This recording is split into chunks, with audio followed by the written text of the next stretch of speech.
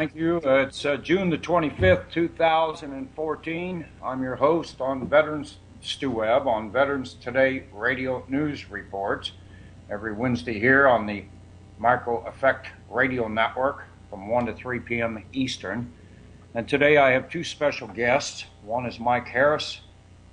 He also has a Veterans Today Radio news reports that he does 5 days a week on another network, as well as the fact he's editor of Veterans Today, financial news editor. And on the second hour, we're going to have CIA whistleblower Gene Chip Tatum. And with that said, Mike. Yes, sir, Stu. I'm here. I'm ready. I'm good to go. Well, I'm going to kind of hand the mic to you. Which direction you want to go? I hear that you're... Well, no. I'm the guest. You're the host. You have to ask me questions, and I'll give you answers. Here's what I want to talk about today. Some of the new technologies that you've been involved in the development of and stuff, if you can go into those areas. And I want to go into the area pertaining to these our corrupt government and what people need to be doing to clean the problem out. And we have two types of Americans. We have those that are cowards that listen to the alternative stooges out here, APEC-controlled stooges, and then we have those that listen to reality here between your show, my show, and others, and that are reading the things that are being put up, which is incredible information on Veterans Today. Why don't we go into those two areas? You pick the choice. Well, which one do you want to go to first? Let's take the immediate problem we have here at home, and that is, it's pretty obvious to anyone who is marginally awake, with half a functional brain, that something is wrong in this country. Something very profound is wrong. Our government and the decisions it makes on our behalf do not seem to make sense if we're rational Americans living by the morals and the principles that we espouse. Something's very wrong. Why do we have 50 million illegal aliens in a country that's based on the rule of law? Why do we have, why do things like Obamacare get passed when 78% of the population is opposed to it? You look at these things, and there is if you drill down, we can address these issues individually. But first, let me make the collective statement that it is obvious to me, and maybe to others, that our government has been infiltrated and compromised by an outside foreign force. In this case, I believe that it is very Israeli influenced by a number of issues there, because they've got their fingers in everything. It should be obvious to everyone that there is an active fifth column of American dual Israeli citizens that is actively working in a treasonous manner against the best interest of the people of this country, at our detriment, to benefit their Israeli lords and masters, if you will. And so what I look at on this situation is, how do we clean out the rot that has penetrated every level of government, from your county supervisors to the Supreme Court of the United States, everything in between. We do not have a set of institutions in this entire country, coast to coast, that we can trust. Our judiciary is corrupt. It's been compromised. Law enforcement is corrupt. It's been compromised. Wall Street responds not to domestic interests, but to foreign interests based out of the City of London and the banking cartel. The Federal Reserve is, again, subject to the City of London and the banking cartel. All of these things, collectively, we're living really as, I don't want to say guests, but we're really living as powerless people. I mean, disenfranchised people who have lost their sovereignty in our own country. That's really how I see the situation. We're living like a banana republic over here. Well, we are, and you look at how the U.S. has played the foreign policy game to other countries, where they go in and they'll install a puppet dictator, and they'll tell him what tune to dance to and how high to jump, and that's exactly what Israel has done to the United States. They've installed our puppet dictators, and they tell them how high to jump. And I don't use the term dictator lightly. We have had two obvious dictators in my lifetime. The first one was Lyndon Johnson, who was complicit in the murder of his boss, the President of the United States, John F. Kennedy, who took over, who usurped the presidency at that time. And the other would be George W. Bush, who was not duly elected, but had to have the Supreme Court interfere in an area where the Supreme Court has no jurisdiction to interfere, and that is the election of our public officials. And so I look at these two things and say, hey, you know what? We really do live in a dictatorship because our democratic process has been compromised at every level. Now, would you say that because I'm quite aware of that George Herbert Walker Bush regime as well. I would too, and I look at the attempted murder of Ronald Reagan by George Herbert Walker Bush. You look at who John Hinckley was, and John Hinckley's father was a close associate of George Herbert Walker Bush, and it was no accident that John Hinckley was the chosen either assassin or stooge to shoot Ronald Reagan. And Herbert Walker Bush wanted Reagan out there within the first 6-8 months of his presidency. He did not want to work for Ronald Reagan. He wanted to be the boss himself. He couldn't get elected on his own until after Reagan served 8 years. And so he tried to take him out. That's what George Herbert Walker does. I can't say, perhaps he himself is an assassin, but he at least is one who will call for assassinations of a number of people around the planet. Well, I have a document that Gene Ship Tatum gave me that he was to neutralize different people, and he did. He'd be on the second hour, and he admitted to murdering many people for the government, but I think it was for national security. But you mentioned about Hinckley. Are you aware that Neil Bush, or Hinckley's brother, was at Neil Bush's birthday party the evening after Hinckley shot Ronald Reagan? Oh yeah, well aware of that. Yeah. But go ahead, Mike. I'll let you continue here. Well, anyway, that's the whole issue here, is that our country has been hijacked, and it's time that people woke up and realized that we don't have a problem. We've got a huge problem, and it's not going to get any better until we, the people, get up off the sofa and go do something about it. Because you know what? These guys have done every despicable, treasonous trick in the book, including 9/11, to maintain power and to keep the American people in a state of anxiety and despair, so that they give up hope and they quit trying and they quit asserting their rights. And I'm not going to give up. You're not going to give up. There's a growing number of us out there who are getting more ambitious every day about what our expectations are and about what we're willing to do to restore this country to some sort of a functional democracy based on the principles that we were all raised on, that this country stands for. Mike, I've started my series of stories. I've been asked by Gordon Duff and others to do them on the financial bank bailout, because I've got these people nailed down to Denver and the creation of these artificial mortgages estimated at near the financial. $100 trillion with the artificial mortgages duplicated and on houses they didn't do. And I named the entities in the first article, part 1. It's on Veterans. The second one is an example of how the stolen people's houses back, 12.5 million houses. They derivatize these. Now, I've seen numbers as high as $2,500 trillion with the artificial mortgages. I heard from you, I believe it was 5,000 trillion, and others. They're not even sure how high this went on this. This is the bank bailout people, isn't this correct? Well, that is correct. Nobody has an accurate number on the derivatives issue. I know it is at a minimum $1.25 quadrillion, and I've heard numbers as high as $6 or $7 quadrillion.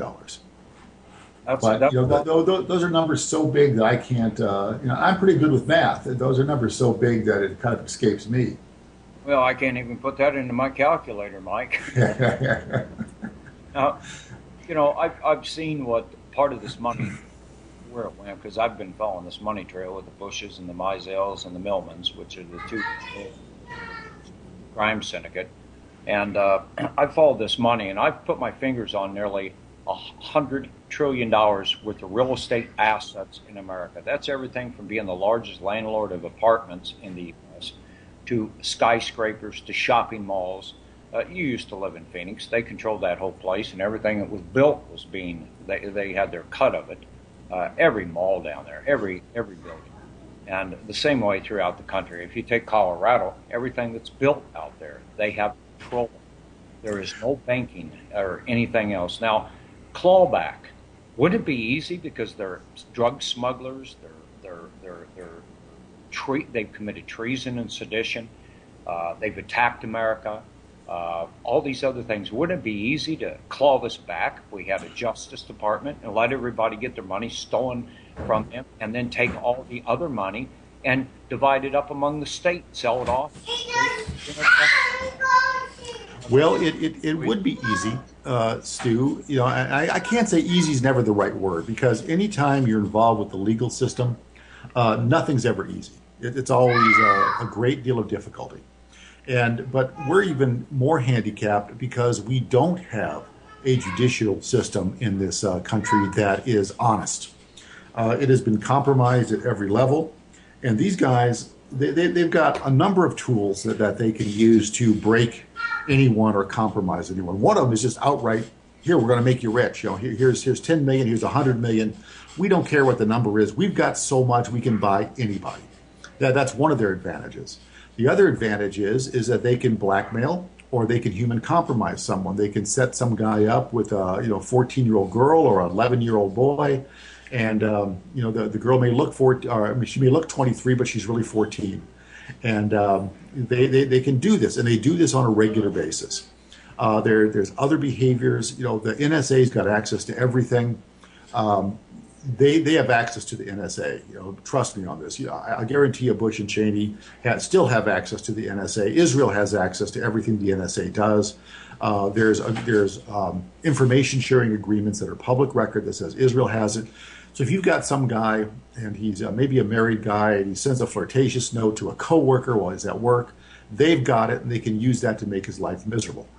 The other thing is that they can do is they can outright threaten and intimidate.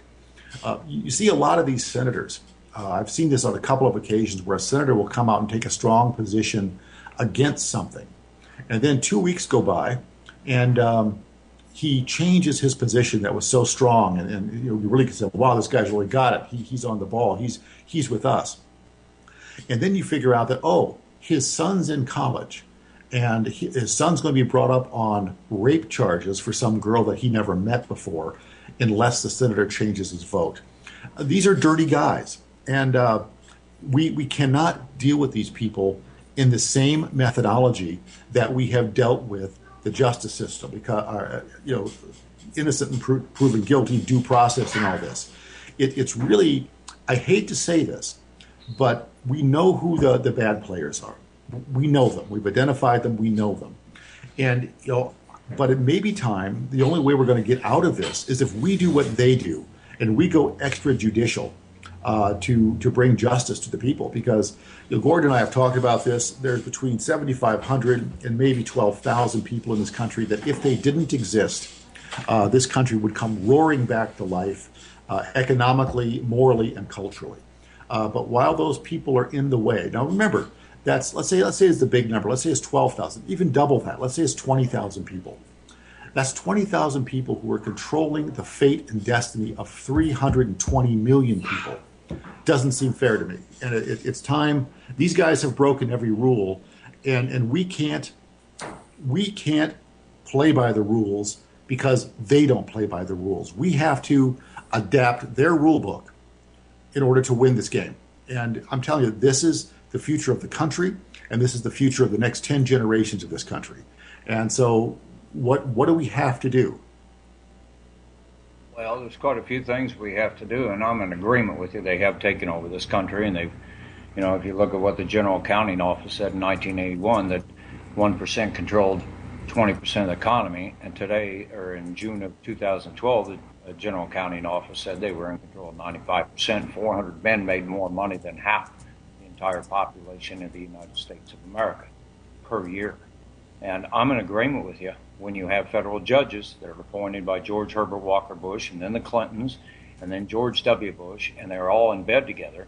And these federal judges have filled the slots, and they're in there for life. Nobody can get justice. I mean, I know 6 attorneys that have been disbarred in the past 15 years. They can't get justice. There's nowhere anybody can get justice. I got a follow-up story on a girl that had her home just stolen from her by the bank bailout scamsters, and here her home was paid off when her husband died. And it's part 2 of my story. And a follow-up, she couldn't even get an emergency injunction to put a halt to the theft to show and prove that her house was paid off, and had the receipt right there by J.P. Morgan showing it had a zero balance. So, I'm in agreement with you. Extrajudiciary measures need to be taken. So with that said, what do you suggest people do? I have to be very careful what I say here, because if I suggest people do some of these measures, then I am inciting perhaps unlawful activity. So I'm going to bite my tongue on this one. But I do want to redirect your question a bit, because you just touched on something that everyone needs to understand. And that is, if you look at the career of George Herbert Walker Bush, and you look at the work of Jim Fetzer, we have photographs of George Herbert Walker Bush being part of the hit team in Dealey Plaza that killed JFK. We know that George Herbert Walker Bush went on within the CIA to become the director of Central Intelligence, the DCI. He became the most powerful man in the CIA. He served 8 years as vice president of the United States. He served 4 years as president. Then you add that the Clinton years, where he was the hidden hand with using Clinton as his sock puppet, and then 8 years with his son George the Bush lesser, the lesser Bush, as his son. So you add all that together. You go back to a time of 1963 to the present day, and you've got a 51, 52-year span that this man has been in positions of power to consolidate his power. And you look at how Obama's been purging the military of high-ranking officers.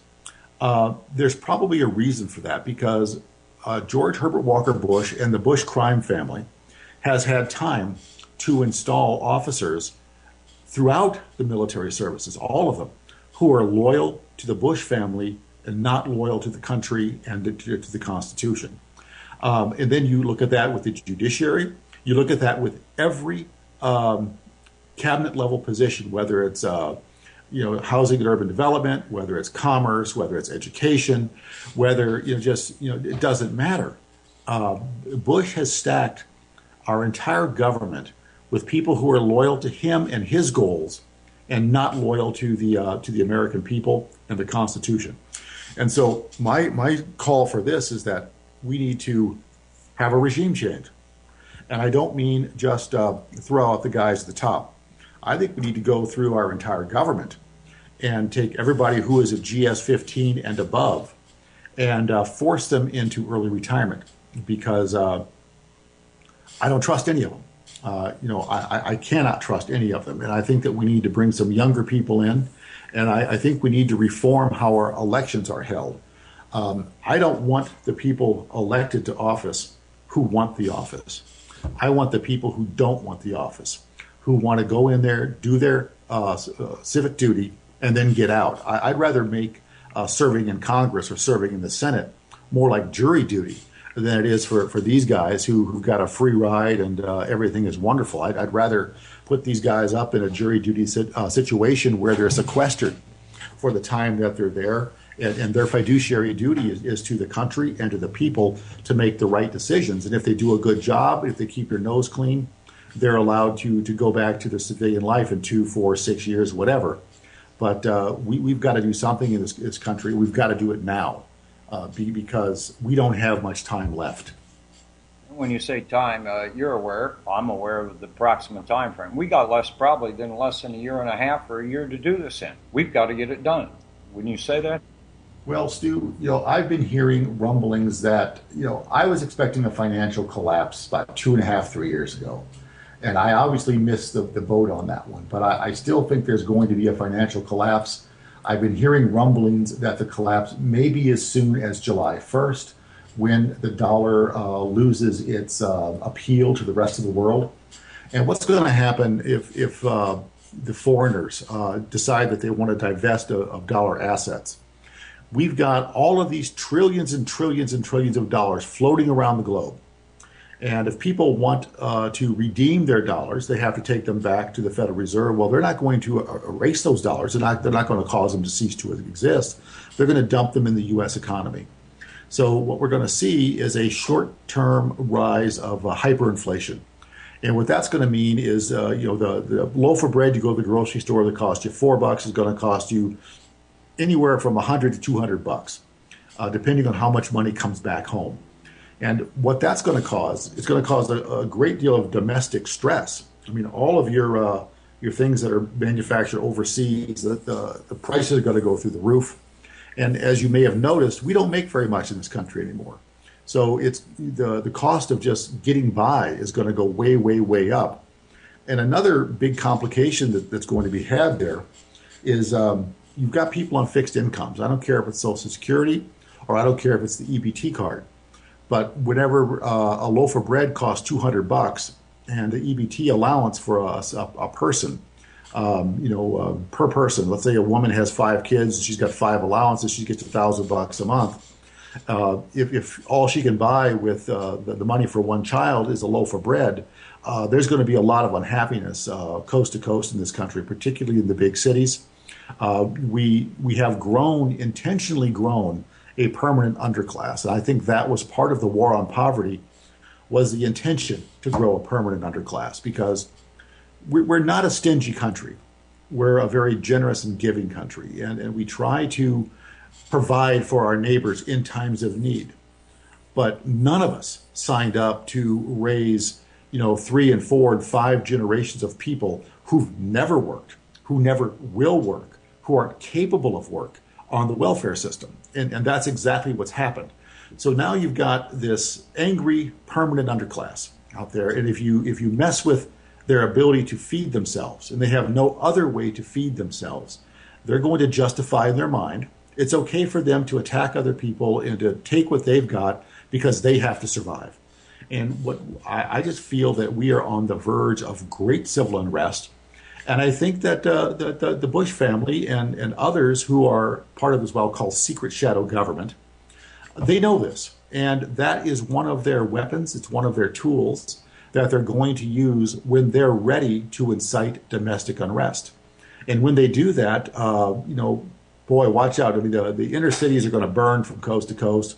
They're going to call out the National Guard. They're going to call out DHS. We're going to see martial law. That's when they're going to come grab your guns, folks, because they don't, there's too much violence. We have to disarm everybody. And I say, bull, you're not going to disarm me because I've not broken that law. And you're not going to take what is my right to defend myself from me. And so I just tell them, bring it on. But now is the time to come together. Now is not the time to be divisive. And if we're going to survive as a people and as a nation, we need to reach out to each other. And we need to do things on a local basis. We need to do what the Syrian army did with their civilian base, and that is you create local militias. Because if you're local and you've lived in a town, you've lived in an area for a long time, you know who belongs there, you know who doesn't. And when you see these troublemakers coming in, you can identify them real fast. And that's what we're all going to have to do coast to coast if we're going to resist this. I'm in agreement with you. I've actually been here where I'm living now for 1 year, and I've reached out to over 20 neighbors, and all the neighbors are locked and loaded and pretty prepared, and they're quite awake because of many of them were awake before, but they're even more awake. But, you talked about taking the guns, Mike. We look at what Professor James Fetzer has identified in the Sandy Hook drill, not one dead child, not one dead body. It was all a drill. And the American people who watched this propaganda machine called the television. They call it the evening news or the news. They still believe that there's bodies in Sandy Hook, and their nutcases went off lands that never existed, and all this other. And how do you get people past that? How do you get them past that? Well, we have to gain a larger media presence. That's one of the things we have to do. One of the reasons I do my radio show every day is because I'm trying to broaden our media footprint. You write for Veterans Today, I write for Veterans Today, you do radio, I do radio. The more we go out there, the more we talk, the more people listen to us. We're gaining traction. We're not losing ground, we're gaining ground. You look at the big changes that are going on in the media right now. What's her name? The news anchor on ABC just left, Diane Sawyer. Yeah, she's just announced today that she's being removed. You know why? Nobody watches her anymore. MSNBC's got their lowest ratings ever. CNN, their weekend news broadcast, weekend primetime news. Guess how many people watch that every weekend? I have no idea, but about 300, coast to coast, about 300,000. That's all. On the weeknights, they're down to 70,000. The mainstream media is dying because people have figured out that the alternate media, the internet, is where you get more accurate information. And the thing on my radio show that I promote is my job is to give information only. I don't have an agenda. The American people, the listeners, have to make up their own mind what their agenda is.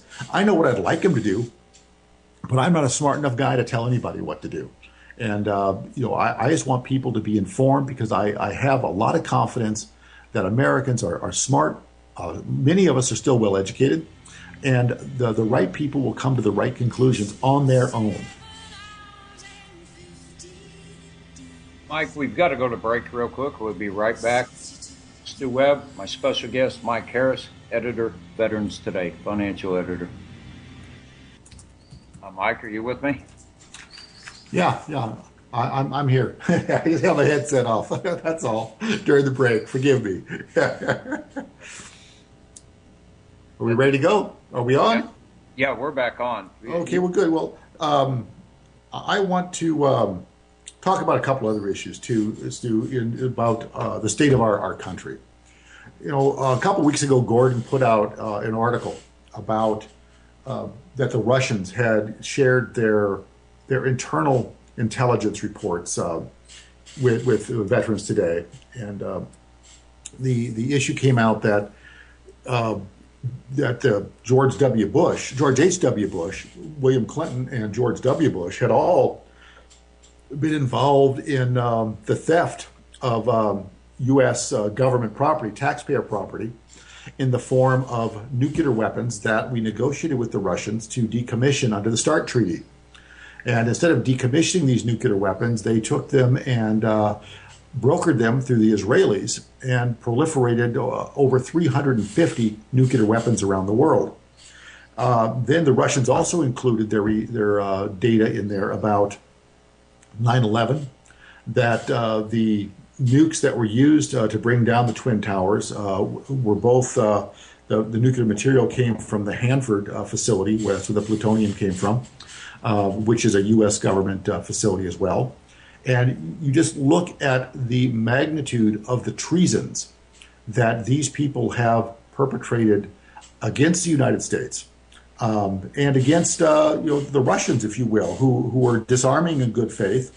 And our corrupt government was not. They were taking, instead of doing what they were supposed to do, they decided to steal from the U.S. taxpayer and sell those weapons around the world. And these are hangable offenses. These people need to be hung by the neck until dead.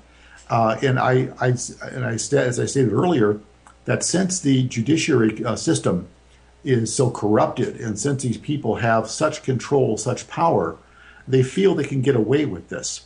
They feel that they can participate in 9/11 by providing the weapons and then providing the cover-up for it.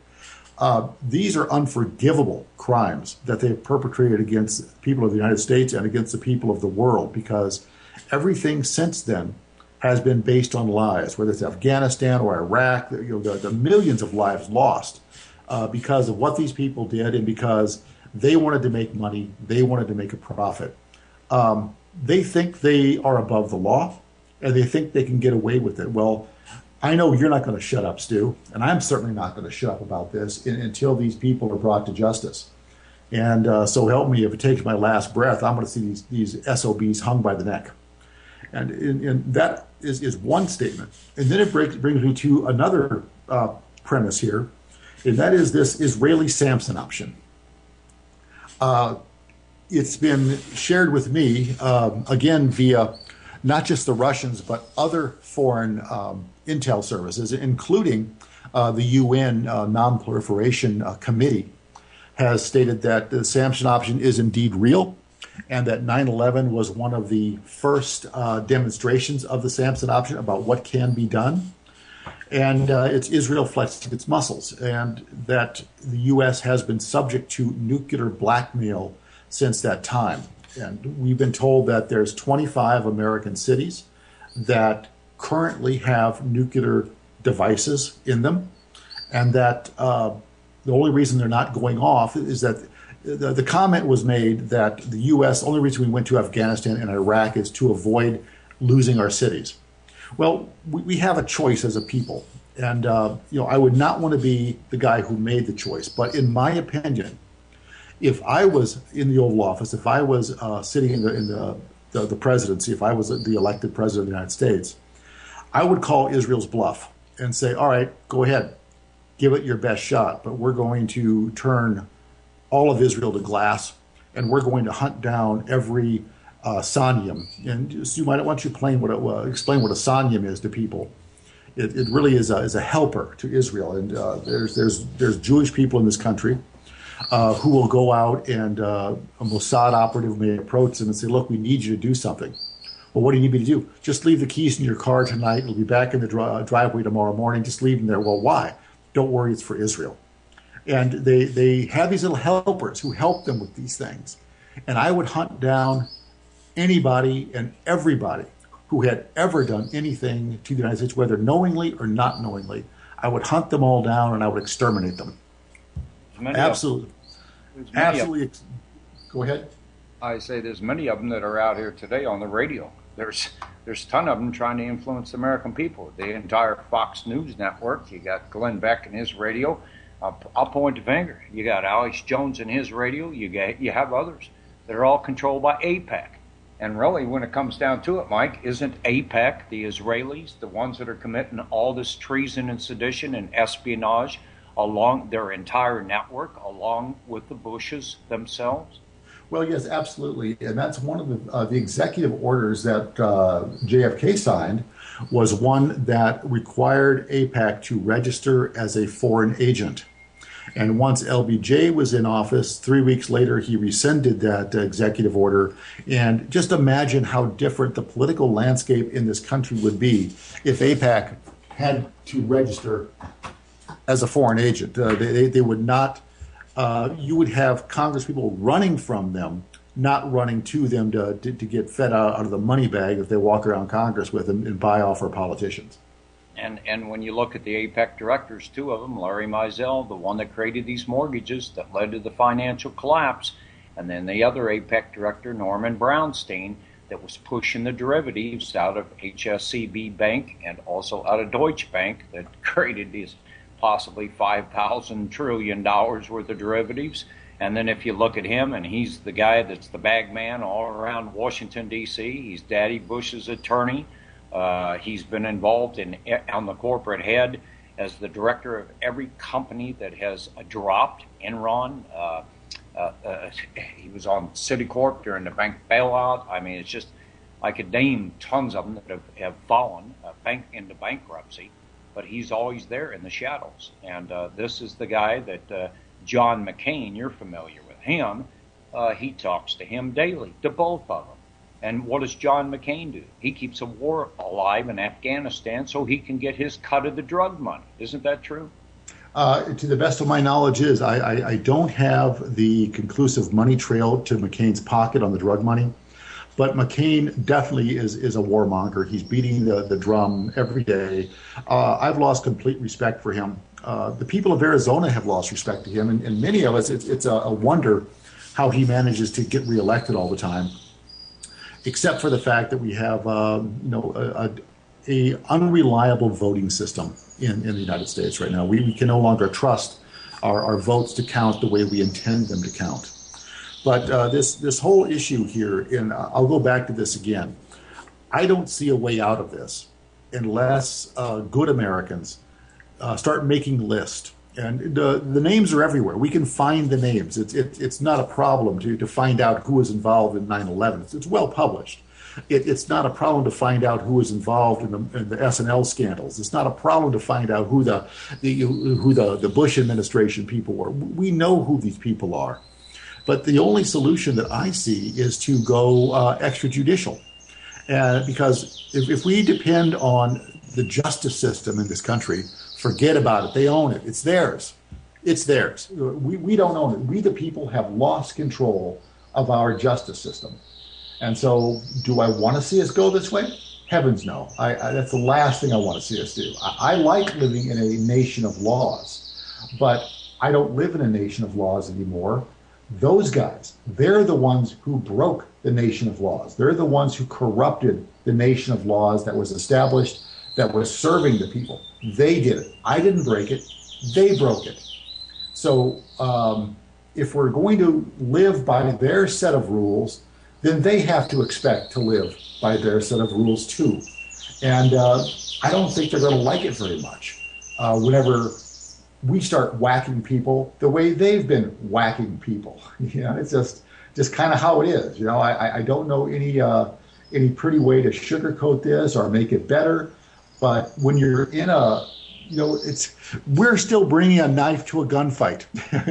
we need to pick up our game, and we need to fight them with every bit as ruthlessness as they have been fighting us. Because we have been suffering from an asymmetrical war they have been waging against us for at least since JFK was murdered, if not longer. And until we recognize the fact that these people are at war with us, and they are killing us, and they are stealing from us on a daily basis, nothing is going to happen. And the people need to wake up and realize this is the real score, folks. And there are no civilians in this one. I'm sorry. And if you're a civilian, I feel bad for you, because you're going to suffer a lot of collateral damage, and they don't care about you. That's why they can go over to Iraq and kill, hundreds and thousands of people, men, women, children, and all they care about is the profit in their own bank account. These people are not fit to walk in civilized society. All they are is destroyers, and they have destroyed our justice system, and we, the people, need to restore it by whatever means is required to restore it. I'm in agreement with you, Mike. Now, there's a lot of people that are waking up, even in the various intelligence communities. And one of the things I can't understand about this is the fact that, here they know these things, and yet these people could be classified as a terrorist in a heartbeat. And if you're a terrorist, and you can't be arrested, then you go to the other side and go whacking them. And it's just like James Comey, the head of the FBI, made a statement yesterday or on Monday on the FBI's own website. And Mike, I give you credit because you were the first to break this about the big pedophile ring. And when Mr. Comey comes in the office, and 2 days later, he broke up that ring. And 2,300 kids were taken into protective custody last August. And since then, he's broken up 2 other pedophile rings of children. But on his website, on the FBI, he made the statement. He says, these pimps are not going to steal the souls of our children and steal the souls of our future generation. He says, we will either arrest you or we will kill you. Now, he should be saying this about these banksters, these New World Order punks that we've talked about today, wouldn't you say? Well, I think, we're at the edge of a sea change in this country. And the reason is, it'll go back to the same reason the mainstream media is dying, tells me that we are going to win this conflict. We're going to win it because more and more people are waking up, they're seeing around them. Everybody's disgusted with this. Nobody's happy with this. I mean, everybody knows something is wrong. Everybody can sense it. I don't care if you're the most die-hard Republican or most rabid liberal you can see out there. Everybody knows something stinks. You may disagree on what it smells like, but they know it stinks. And Susan Lindauer was a guest on my show, and she's as liberal as they get. I'm as conservative as they get. And you know what? We agree on these issues. So if you could take the far left and the far right, and we agree and come in the middle and realize we have a problem we have to fix first, it's no wonder the bad guys are scared, because they know their jig is up. That's the reason they want to do the Samsonite auction, possibly. Well, here's the deal. People who commit crimes live with the fear of being caught. It's really their greatest fear. An example I'll give you. If you're walking through a store and you happen to drop something out of your pocket or your purse, and the security guard says, "Excuse me, sir, you dropped this." He goes to hand you your glove or your handkerchief back or whatever. If you're innocent and you've not done anything, "Oh, thank you so much. I really appreciate that." If you're guilty and the security guard says, "Excuse me, sir," you bolt. You run like a scalded dog so you can get out the door before he can put you in the cuffs. It doesn't matter that he's trying to help you, but you're afraid. You have that paranoia. Imagine the insane paranoia that these Bushes have to live with every day. Imagine how guilty that they feel. How not guilty, that's the wrong word. Imagine how intently paranoid they are that they're going to be caught, that they're going to be found out, that someone can see through their bull and going to hang them by the neck. Think about it. I can't wait for the day when we put the rope around George W. and his dad's neck. I can't wait for the day. I want to look in their eyes and say, justice is being served. I hope you enjoy it. Mike, I'm in agreement with you when you say about their paranoia. I've watched my website, and I've created a report for it. I've passed it up to our friends, and it's cyber terrorism to its max. And I've been on this for 4 months. I spent 2 months straight not doing much of anything except. I remember when they were crashing your site, Stu. I remember it well. I mean, you were madder than a wet hen. Yeah, well, what's amazing, since I've been able to identify and be able to block and to be able to do others, and God, we're working 18 hours straight a day on this, folks, just to bring you the information to keep my website up. I've been able to. For the first time, I'm actually meta tagged. I show up on Yahoo and Bing and of course Google and Yandex and Baldy and all these big search engines. Suddenly, I show up, and when I put a story up now, it meta tags it, and they're in there, and I can have a software that I was able to get that identifies the crawlers, and when one sees how they jam it up every day continuously. I have blocked. I have identified over 4,000 felonies committed against me and against my finances as far as my website's concerned. 4,000 felonies, Mike, to date of 4 months worth of investigation, 2 months straight, and then I've sat back and watched them. And it keeps coming back to Denver, Colorado, and Jerusalem, the NSA secret shadow government 1991 Daddy Bush Israeli NSA base, and their satellite registered out of Norway, and a satellite called Biostat out of Denver, Inglewood, Colorado, and that's being run by bank bailout scamster, APEC director Mizell and Brownstein. And then I've also identified that they're using these same satellites to steal people's identity. Let me give you a hint, Stu. Like I said, these are the most paranoid people in the world because they know what they've done, and they know if they're caught, how there is no escape for them if they're caught. They're going to be killed. They're going to be hung. They want to stay alive. Go ahead. The point I was making is they tried to now redirect the links from their financial scams and the stories that I'm putting up on my site. It's bizarre, and you're correct. They are paranoid. Well, the thing of it is, they feel they have to do that, and it's one of these kind of things where I pity the fools. because they've done this to themselves. They've created their own living hell on this earth. There is no escape for them. There's no redemption for them. They know if they're caught, they're finished, and it's our job to expose them. And so they're going to fight back. They're going to commit crimes against us on an ongoing basis. That's a given. I know it. I'm ready to take the heat. You're ready to take the heat. We're going to fight them on every corner, every chance we get. I'm not going to run from a fight. I'm going to stand and fight. So help me.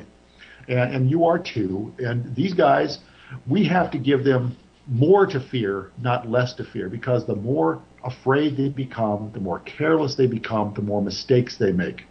And so let's let them make their mistakes. Let's encourage them. Let's enable them to expose themselves, because they will.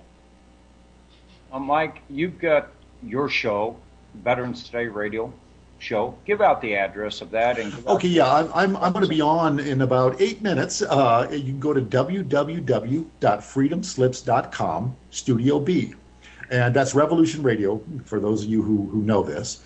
But it's www.freedomslips.com. I'm on Studio B. I'm on from 11 a.m. to 1 p.m. Pacific time every day, which is, 2 to 4 East Coast time. And everybody in the middle can figure that out. But Stu, thank you so much for inviting me on. Who's your next guest? Gene Chip Tatum, but hang on. We have a few more minutes. Okay. And, you also have your website, MikeHarris.us, correct? MikeHarris.us. And for those of you who don't know, I used to be part of the Republican establishment. I served as the finance chairman for the '94 election cycle, where we took the Congress back for the first time in 53 years. And I was a candidate for governor of Arizona in 2006, trying to unseat now our former Secretary of Homeland Security, Janet Napolitano, because she was a lousy governor too. She didn't want to address the real issues that affect the state, and that's really one of the telltale signs when you watch the mainstream media. I watch these TV shows like Face the Nation or Fox News Sunday or This Week with George Stephanopoulos, and they always talk about nonsense issues. They don't talk about the real issues that affect the well-being of the people and the well-being of the country. They're hung up on all these other silly issues, these distraction issues, the gay marriage issue, all these silly things. They don't talk about the real nuts and bolts that's going to make this country a better place, and that's one telltale sign. And if the listeners out there need a way to tell the good guys from the bad guys, all you have to do is listen to them. The ones who are not afraid to say Israel is not a friend, they're an enemy. Those are the good guys. The ones who say, oh, we support Israel, those are the bad guys. It's real simple. If you support Israel, I'm sorry, you're a bad guy. You are not for the American cause. You are not for the American people. We have no use for you. Go away. But if you say, hey, Israel is not a friend, they're an enemy, we need to adjust our relationship with them accordingly. And I think that's the ticket. I mean, anybody can figure this one out. It's not hard. Mike, I appreciate that. Now, real quick, we still have a couple more minutes, I think. You've been into free energy. You've actually developed some things. I'm not the developer. However, I am working with the developers of energy technologies. There's probably 4 different competing technologies, from cold fusion to zero-point energy, that are under development right now. There's fusion technologies. These are all fascinating. We have a weather control technology out there that we have proven on 23 occasions it works.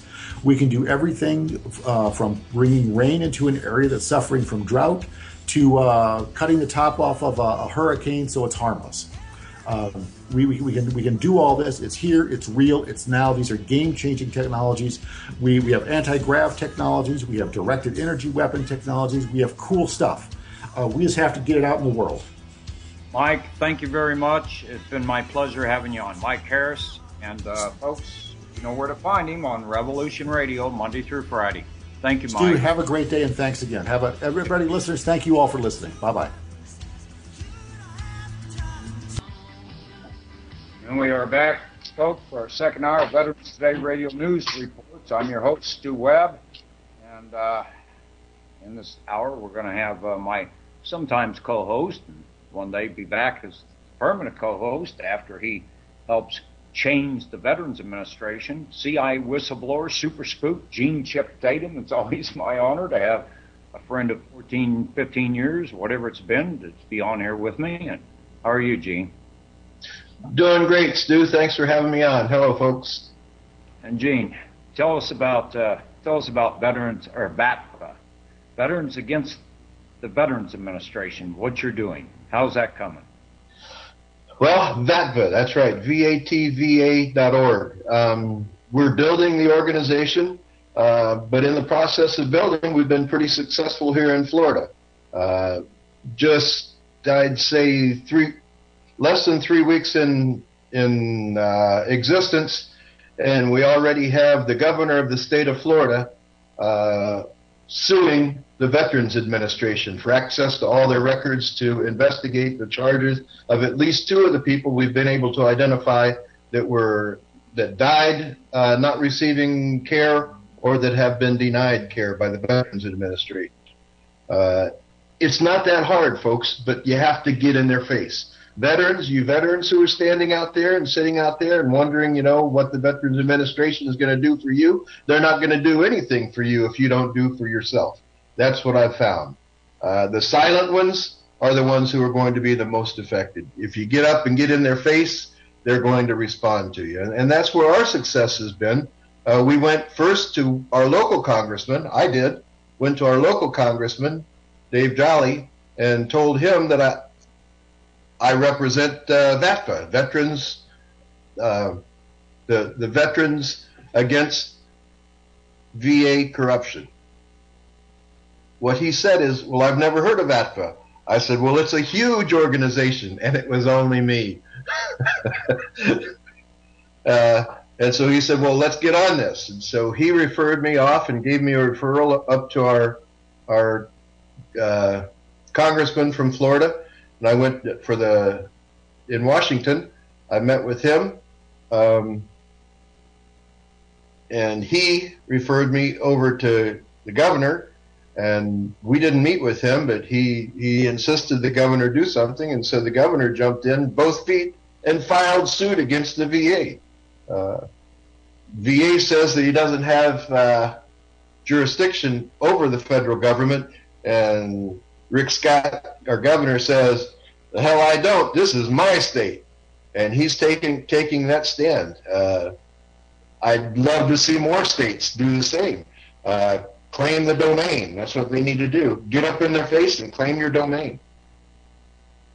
You've been pretty effective so far. You've just announced this, what was it, a month ago, I believe, or something like that. And you've already got 6 states of bikers involved with you too, veterans that are bikers, and it's going to take off. Tell us about that if you want to speak about it. Well, we have over 600 bikers, and I'm not talking about biker like the gunslingers. We're talking about these guys are attorneys, and they buy Harleys at the local shop.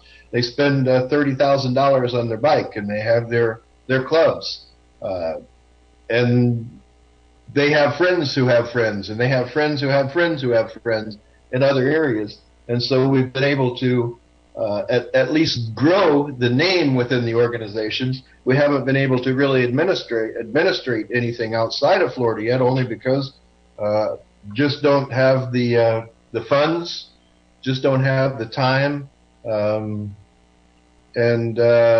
we need to get some training done for them so that they understand how you can most effectively get in these policymakers' faces to get things done. Look, for 25 years, I used to get in the faces of people and help them change their mind. Sometimes we had to make them change their mind, and sometimes if they wouldn't change their mind, we just got someone else's mind in there. So got rid of their mind. I think you know what I'm talking about there, Stu. Well, Gene, you're doing a great thing. Now, if everybody that are veterans would get aboard, we got roughly 40 million veterans in this country. And if everybody get aboard, we've got an army of people that would be a political, more than just a political arm, but as Mike Harris, my first guest, says, we have to go to extrajudiciary measures soon. If we don't, we lose the country completely. And it has to be done within months or less than 1 year. And I would say in months, because of what U.S. intelligence and other people are picking up, that the Israelis and the Bushes plan to turn this into a worst republic, a banana republic state that we are now. Do you have any suggestions to those veterans out there to get aboard? Well, I'll talk about that. Let me say this. For years, we used the government organizations like the IRS. How many of you have seen recently the man in charge of the IRS, how he feels about congressional questions and being questioned? I'll tell you what. If he was my kid and he spoke to me like that, I'd slap him up the side of the head. Congress is Congress. Congress makes our laws. Congress are the supposedly the mouthpiece for the people. And for this bureaucrat to sit up there and have the attitude he has over their blatant disregard for U.S. laws, he needs to step up or step down also. On the other side of things, on the veteran side of things, Stu, we've got I think there's 20 million active veterans that live in the United States, even more outside of the United States. But 20 million that live in the United States. Those 20 million have family. All of those 20 million have families. So if we can get if we get a portion of those 20 million, we get a portion of their families, and those 20 million have friends, and those families have friends, and we get those friends of friends together. Look at the size of the organization, and look at the voting power, and look at the pressure that could be put on Washington. Look at the pressure that could be put on your local level. You don't have to go all the way to Washington. I proved that this week. We went to the local congressman and got in his face. He's the one that passed everything up and made sure that things happened. And now the governor of the state is trying to take back his state, saying he does have jurisdiction because the VA, the federal government, if they're going to practice medicine in his state, they have to abide by the state laws to practice medicine. And that's the way we approached it. And it seems to be working out well. We'll see. It was the suit was actually filed in Middle District of Florida Federal Court, and it should be heard fairly soon. I hope it's not by the judge in Middle District of Florida that I went in front of, though, because you can't get anything through him except more jail time. It shows that you're effective. It shows that you're effective, Gene, and you have been effective. And I believe that you're going to be able to muster these 40,000 ex-vets that we have across this country together. I'd being an ex-Marine myself, once a Marine, always a Marine.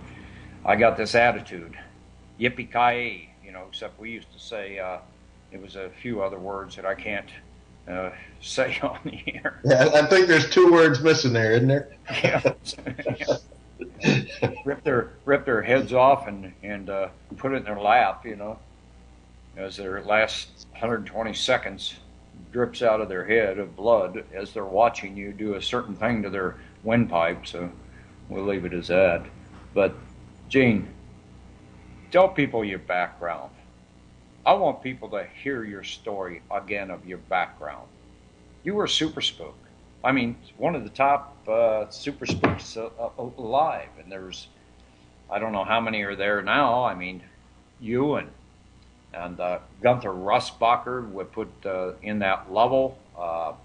Other people such as Harry Rupp. These are people that you knew, but Harry was more of a pilot.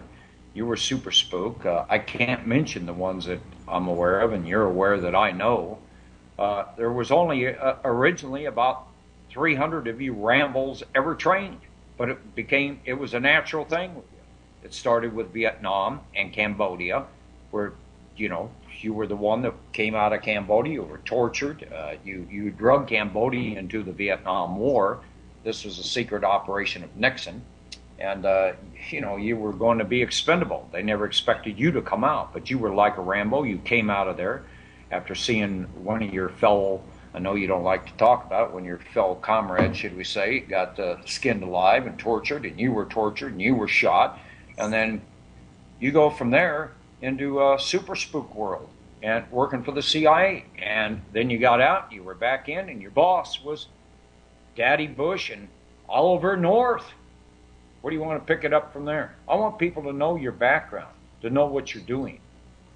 Well, I guess if I go back all the way, I guess I've worked for 5 presidents, and attached to the Defense Intelligence Agency or the CIA in most of my 25-year career with them. Yeah, we did such things as traveling over into Europe and Eastern Europe, posing as Mormon missionaries in an attempt to find ex-prisoner of wars that had been moved from Vietnam over into those zones as laborers.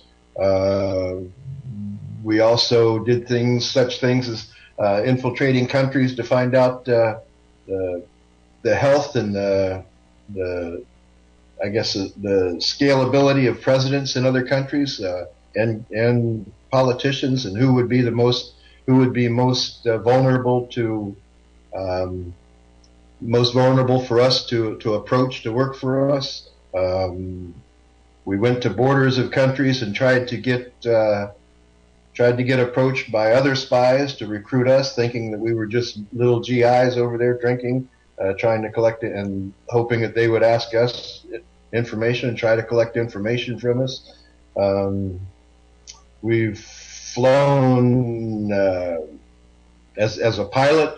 We've flown many black operations around the world, including Grenada, including operations that the American people have never heard of and won't for another several years because they're still classified.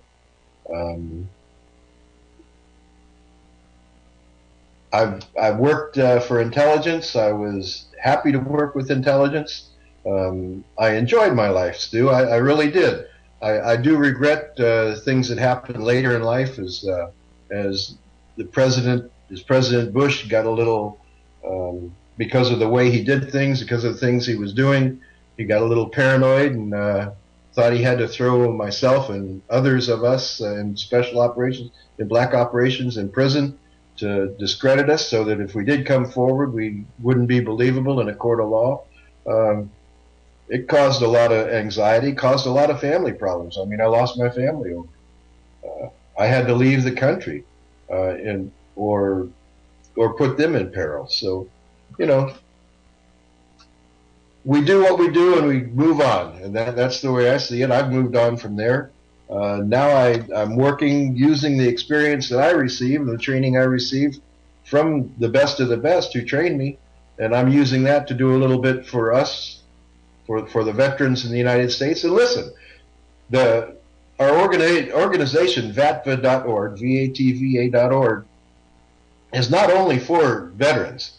The actual name of the nonprofit is Veterans Against the VA and Corruption. So, Inc. So we can take this organization. Our first target is the VA. And once we get the VA under control, once we get our people trained, we can pick and choose the next target. What would the next target be? I don't know. But as we go and we look at the corruption in the country, we can take this force of 20, 40, 60 million, whatever kind of force we can grow into, and we can move and have sweeping reforms with these kind of numbers. There is power in numbers. And believe me, with what I know and how I know to approach these government officials and turn them into our favor, it can be done. But we need support. We need some help. We need people. I know y'all are sitting out there and you're saying, oh my God, not another person asking for money. I'm not asking you for money. I'm asking you to get up off your duff, not listen to the radio, and do something. Go join VATVA.org and say, I want to participate. What do I have to do? How can I participate and help out? That's all you need to do.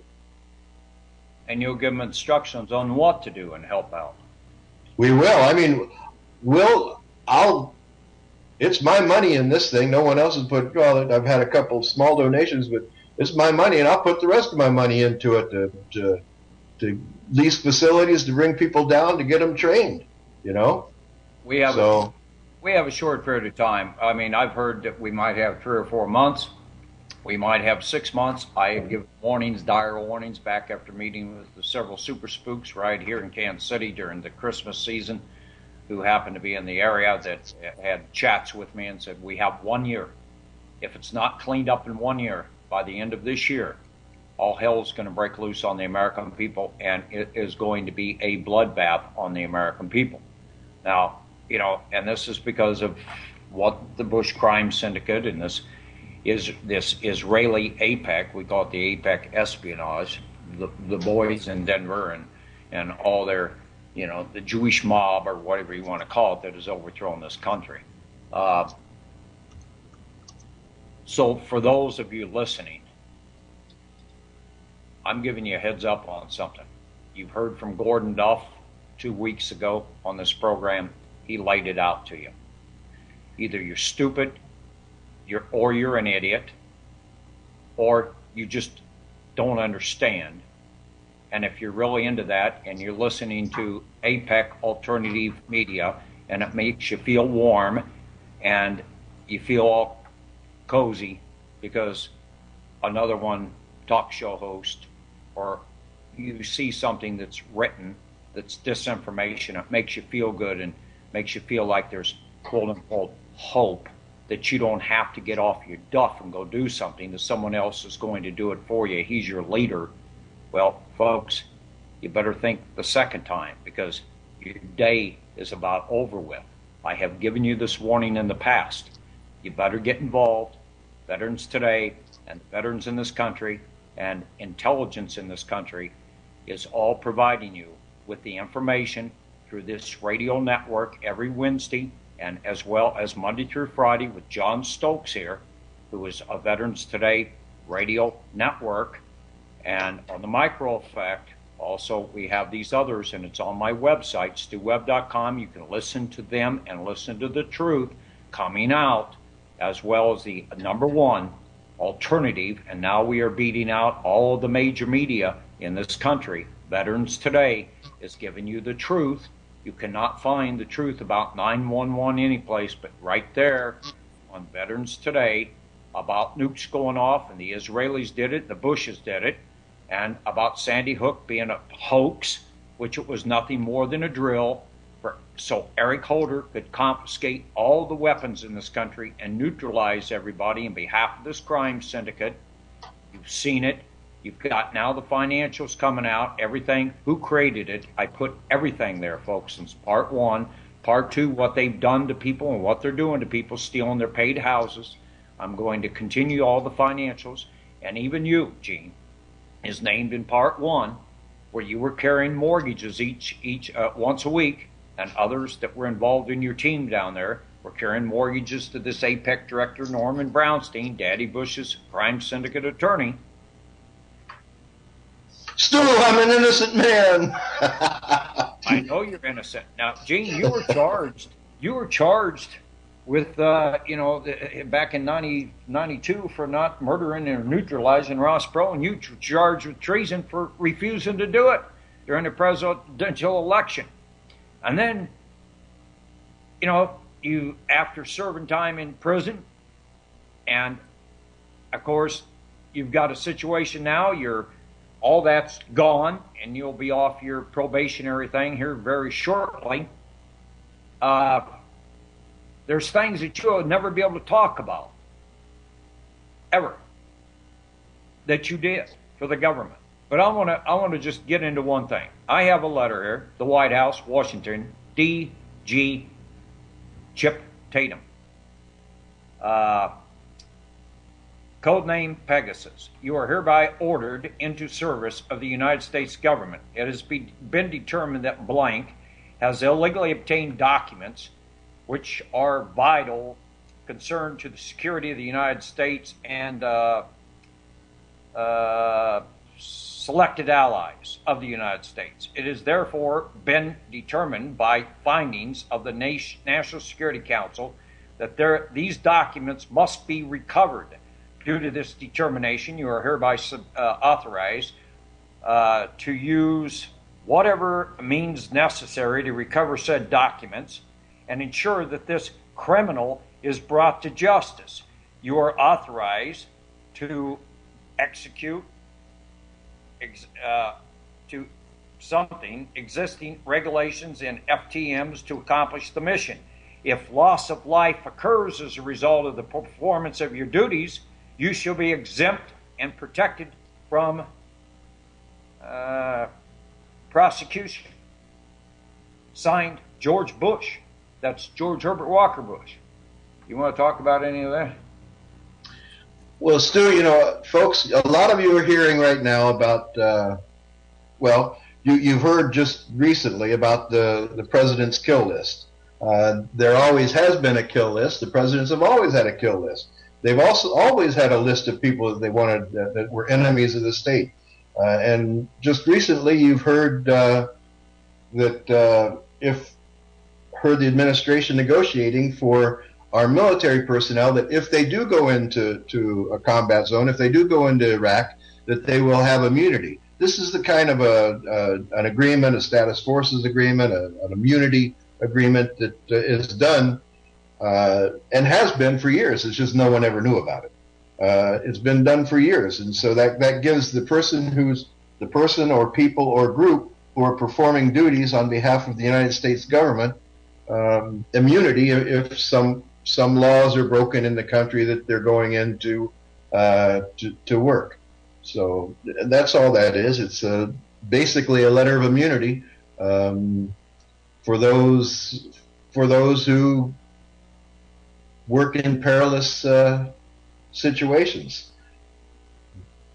Not seeing that particular one. I mean, there was about 15 of them. I know one of the letter of immunities that I got was to go into Nicaragua and take out a man named Enrique Bermudez. Bermudez was one of the commanders of the Contra team. He wanted a high political position in the new Nicaraguan government after the Iran-Contra conflict was complete.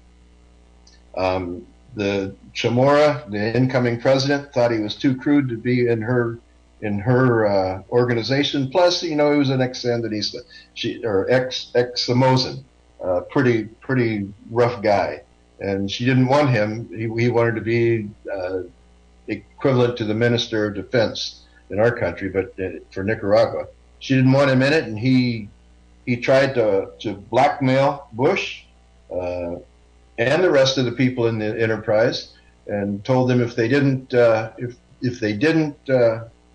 convince her to put him in office, that he would take the documents that he had and the proof that he had of the government and the enterprise's misdeeds and drugs and murder, and present it to the international community and to the media. So it was our job to get that stuff out of his hands, get his computer where he had it stored, and shut him up. He was given the opportunity several times to close his mouth. He didn't, so we closed it for him right outside of the Intercontinental Hotel in Managua. That's how it works. That's how it works. Now, you're familiar with the fact they've tried to murder me a few times, and most recent was back in 2010.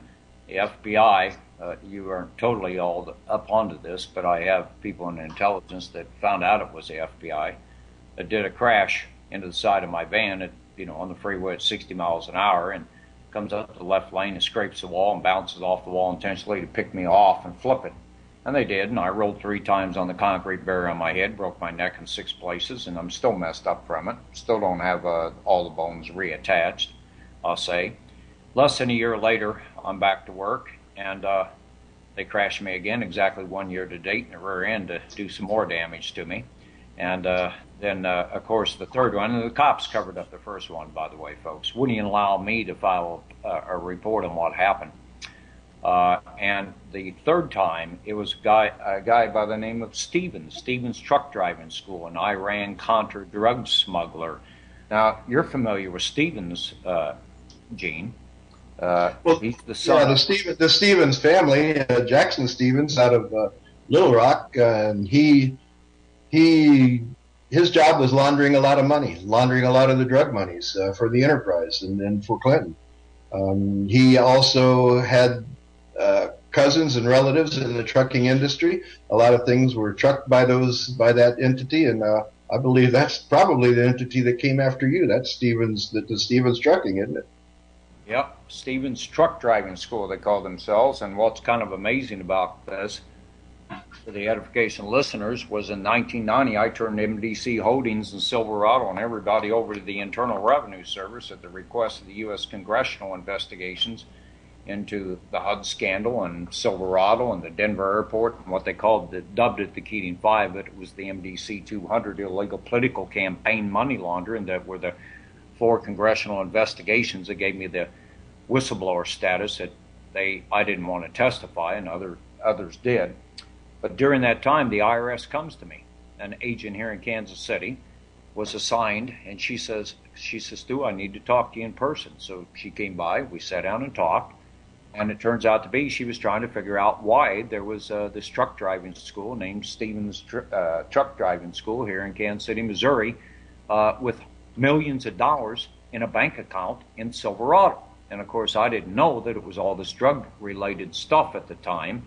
I began to inquire from some of the sources in Arkansas that I had with the Democrat Gazette and so forth, and the head of the highway patrol that I was dealing with that they killed later with anthrax, and who was digging on this. And it turned out to be that it was the Mena, Arkansas drug money, that he was hauling drugs and he was laundering the money through Silverado, and here he is. The IRS agent gets fired over her part of her investigation because of bushes, and then later we got it on KCTV5 in Kansas City, Missouri about this, and of course by that time they'd issued a warrant for my arrest, claiming that I made terroristic death threats to my ex-in-law, who's Daddy Bush's partner that owns Silverado. And it sounds like we've got a break there, Gene. If you hold, folks, we'll be right back. This is Veterans Today Radio News Reports. I'm your host, Stu Webb, and my co-host, sometimes co-host, soon to be after we win the battle. We won't even be on the radio, but Gene Chip Tatum, Super Spook. And I want to address a couple of issues why I have you on, Gene. We were talking about the Stevens family and how they've been involved in my attempted murder. I just want to drop in. I was talking about this IRS agent getting fired and exposing, and here it was in 1990. They're finding all these millions of dollars in Stevens Truck Driving School accounts. And here's the guy trying to run into me on November the 8th, 2011, destroyed the van that's sitting out in the driveway that the insurance company won't pay me any damages. Then the FBI tried to kill me in October of 2010, 1 year before, and it happens to be the head of the FBI counterterrorism team here is Mitt Romney's cousin. Mitt Romney's cousin. We had an election going on at the time, and of course I was speaking out against Mitt Romney, and here they used Somalians to take me out in the rollover, and then we had a accident 8 day or let's see, it would have been 12 days before. Well, it was actually October 25th, 2011. So there's that was 1 year after the rollover. It happens to be that somebody that was working for Orion Investigations of Overland Park, Kansas, whose name that the owner is Charles Stevens of Orion Investigations, that I have a police report showing that they were stalking me and staking me in 1990 to try to murder me. And they were identified by the local police, the Independence Police, because I called them, and they got 2 cars.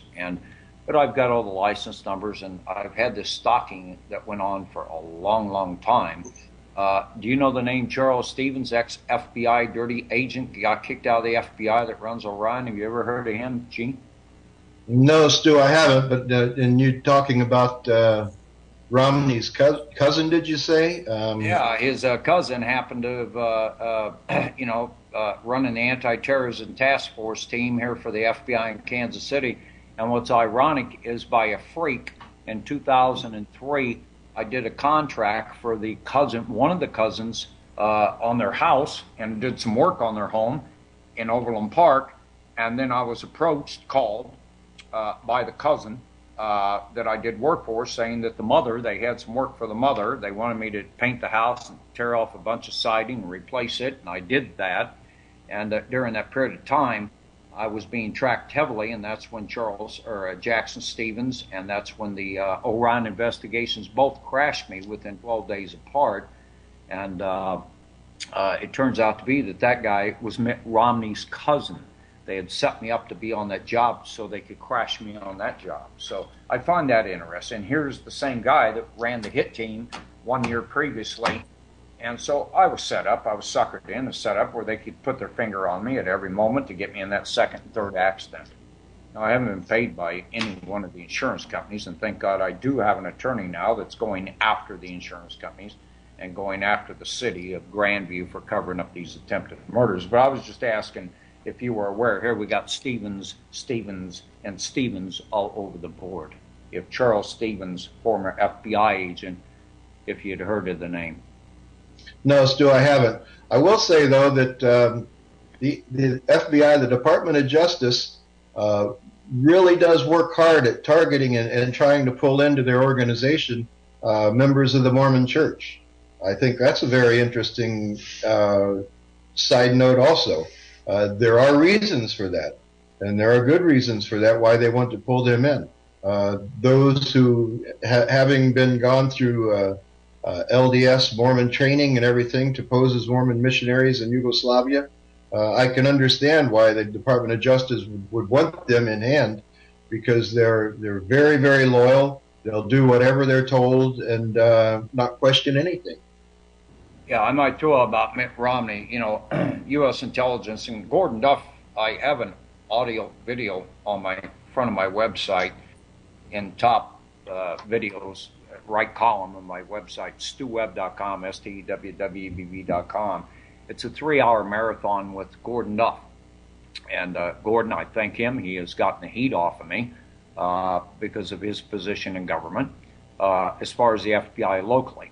But it happens to be that during the presidential election, at the time they were trying to murder me, involving this this FBI head chief in Kansas City, whose cousin is Mitt Romney, it happens to be that Mitt Romney was seen getting off an airplane with his Cuban mistress in Cuba, delivering $3.2 trillion worth of drug bank account numbers from his business to my former father-in-law, Leonard Millman, that faked his death in 2004, fled the country, and is hiding out in Cuba. Matter of fact, I hear he's neighbors to someone that you know very well, Robert Vesco, that at one time, Vesco worked directly and laundered all the stolen money to Leonard Millman of Denver that owned Silverado Savings, Neil Bush director. But that Robert Vesco, they took it over, and all that missing money went into a company called Invesco, people. And that money, the Invesco evidence, it's an existing company traded on Wall Street, is up on Veterans Today. It's on the front of my site. It's Worldwide Financial Crimes, Part 1. You can read about it and see the evidence of it. But, Gene, you know Robert Vesco. Let's talk about him for a minute, how much money he had to pay and to get into Cuba and stay there. Well, you know, I know Vesco because when I left the United States, when Jeb Bush was going to run for governor, I had recently been released from federal prison by the appeals court, saying you can't charge this guy with that. He didn't do it, so they let me out. And I was approached when actually I kind of did a bad thing. Jeb Bush was going to be having a big seminar, a big meeting in Orlando, Florida, and I found out about it. So I went over to Orlando, and a lot of the documents out of the Tatum Chronicles, where it talks about Jeb taking care of Barry Seal and all that stuff, they happened to show up on the table of all the people who were coming in to buy those $1,000 a plate $1,000 a plate dinners to raise funds for the Jeb Bush group. those documents, which were a part of the Tatum Chronicles, showed up as part of we put a nice little white glossy folder together with all these documents for each of the participants and set them around the tables. Soon after that, I was invited to leave the country. So I did. I left, and one of the places I ended up going to was Costa Rica. And outside of San Jose, in a place called Curitiba, there was a nice big building that had been owned by Vesco. When he left the United States, one of the places he invested in was Costa Rica, and he was about to be extradited from Costa Rica, so he ran to Cuba, ran to Nicaragua, and then Cuba. So I wanted to lease that building from him, so I had to get his signature. The woman who was representing him ended up going to jail and was in jail for 3 months, so I ended up having to go to Cuba to get those signatures. So I got his signature, got it certified, and brought it back, and I was able to stay in the house for about 2 years. We used it to do seminars out of for a group I was head of security for in Costa Rica. But while I was down there with Vesco, I found out that he had to pay millions of dollars to Castro, and I'm not sure how many million he actually stole in bonds, but he had to pay millions in fees to Castro. And it ended up that he was, in later years, he was actually thrown in jail because he ran out of money. Now, Castro and the government said he was selling fake insurance, but he really wasn't doing that because his partner was Castro's son. But that was one of the Castro sons. That was one of the. I think he had since been let out, and then he had died. I'm not sure whatever happened. So, but yes, and you tell me now that where I was, where Vesco lived, was a neighbor to your ex-dad-in-law. That's kind of funny. Yeah, Viejo, Cuba. Viejo, that's Spanish for old, Stu. Old for Spanish. Yeah, bunch of old criminals down there, huh? Uh-huh. Now, sorry, I'm muting my mic by accident. You've been involved in lots. I mean, take the financial. There's an older audio from 1996 where you covered about, and it's on stewwebb.com on the front right column, folks. It's down there with Gene Chip Tatum, where you were doing a lot of radio shows in the past. We did, God, I don't know, 1,000 of them or something. And as guests, when there were huge networks like this one we're on now, that were still in existence, where people could hear on AM/FM stations around the country, but now they have internet. But and shortwave, they had shortwave stations back then, didn't they, Stu? Yeah, and everyone's going out over shortwave, like the American Patriot broadcasters out of, where was that? Outside of Denver somewhere, wasn't it? Yeah, the KHNC radio, and they burned that place to the ground. Got to get rid of all the archives that were there because of you and me and Al Martin and Terry Reed and Larry Nichols, and everybody was jumping in on the bandwagon, doing radio shows with him. And after burning, I think, the third transmitter out at 10,000 apiece, the owner came to me one day when I was at a meeting, and he walks up to me and he says, "Stu, the reason I can't put you on the air anymore is it costs me $10,000 every time you go on, and they keep giving me warnings." So he hands me a $100 bill as a contribution and says, "Please understand." But that was after his radio station had been burned to the ground. That was just one of many. But you made a lot of noise with Gary Webb, the reporter with the San Jose Mercury Press that got murdered. He wrote his book, but you were one with Terry Reed, and Terry was a good friend of both of ours. He's still around, but you know, he's gone into the woodwork, should we say, and his book's still available, Clinton, Bush, and the CIA.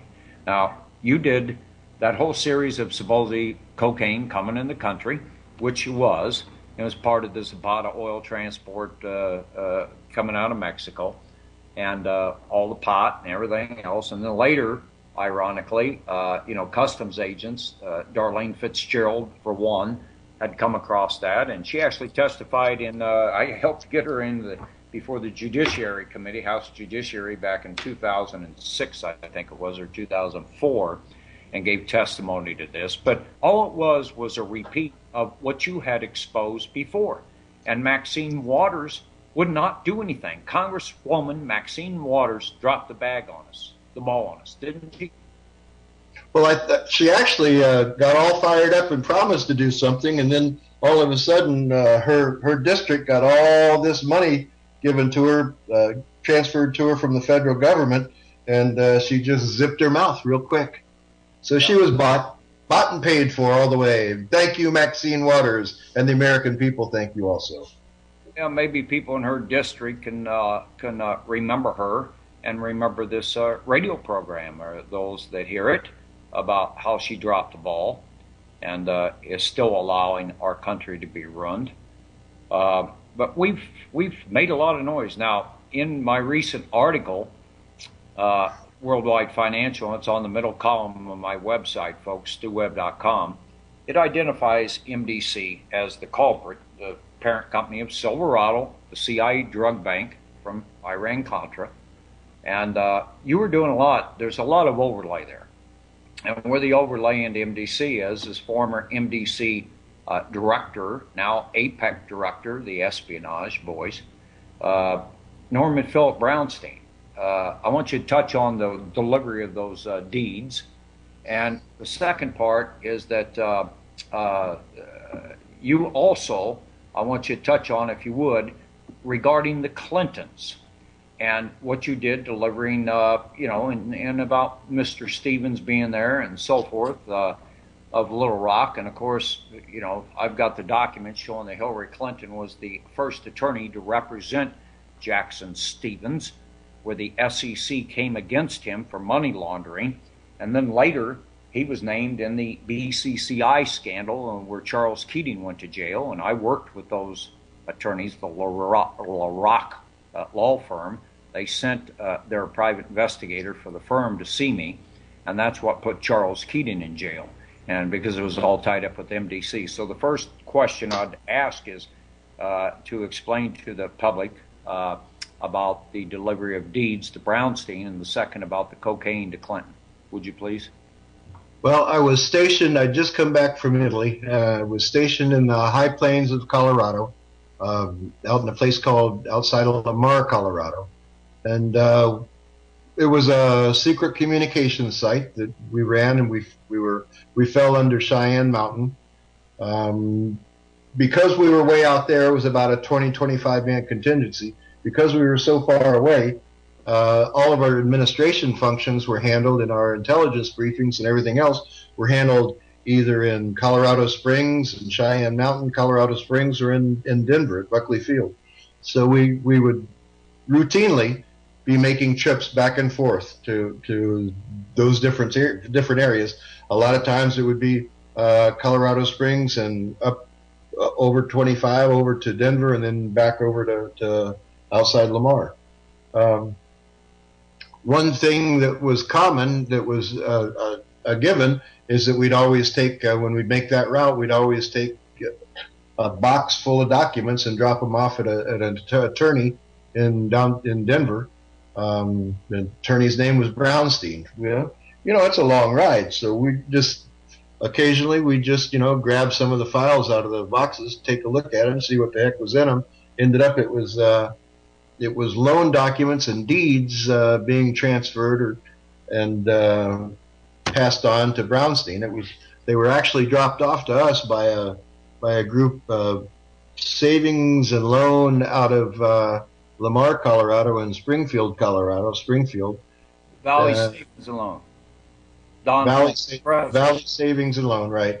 I guess it was processed by them, dropped off for us to go ahead and deliver up to Brownstein. We'd do it normally, at least 15, 20, 30 files with each trip. I'd make a trip about every week, and everyone else would make a trip, during the week too. I mean, we could only fit 4 people in the car, and we had to go weekly for our briefings. So It was quite a few a week that would be delivered up there. Now, I have somebody that was involved in Sharp's bill savings loan out of Texas, where they're saying that it dates back to that same time frame, 1977, where Bush was testing to see if they could get away with it, of creating deeds on houses that didn't exist and duplicated, etc. And this was for the purpose of robbing the Federal Deposit Insurance Corporation, Fannie Mae, Freddie Mac, etc. Wouldn't you say that was probably what was going on? I would say that. I would say, a lot of the homes were, well, having never visited the homes, I would say, yeah. I know that in later years, we were paid. We were set up in a mortgage company in Colorado, and we were paid to process loans for the enterprise, and we did so.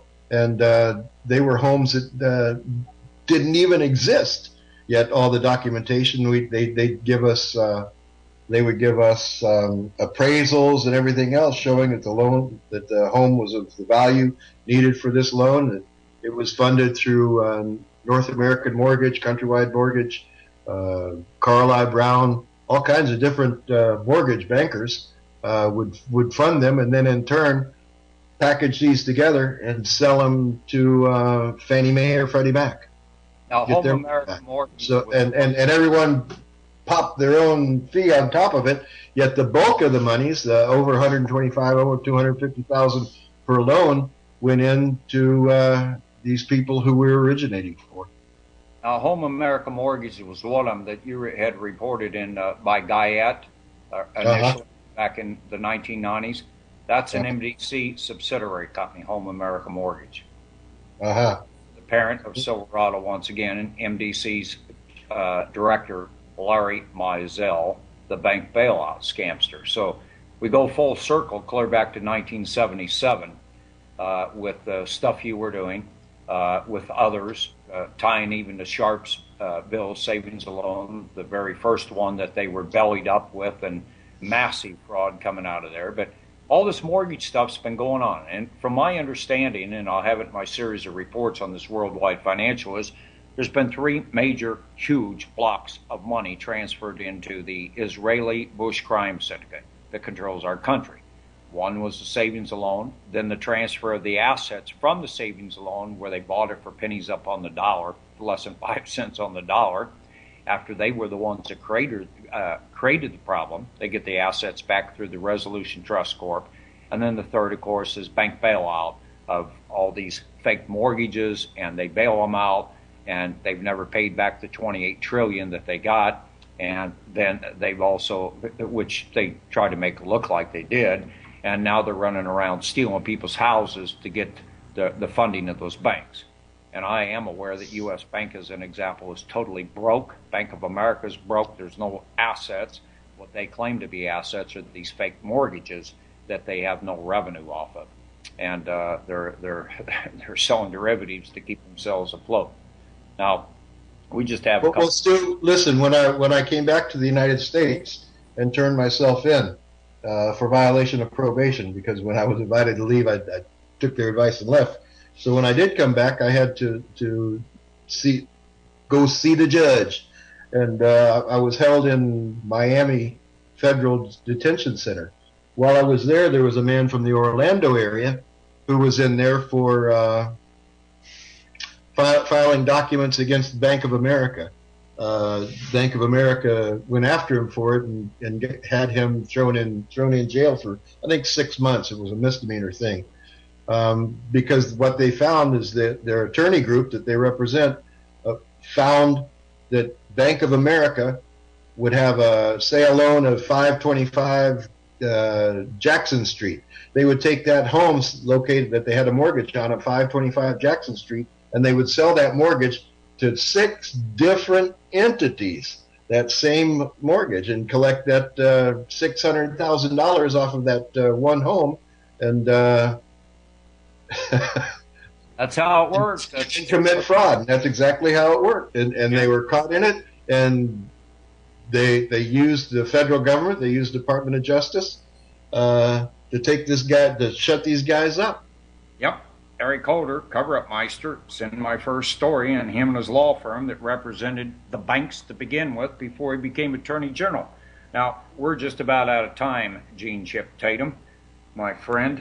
Your website is www.chiptatum.com.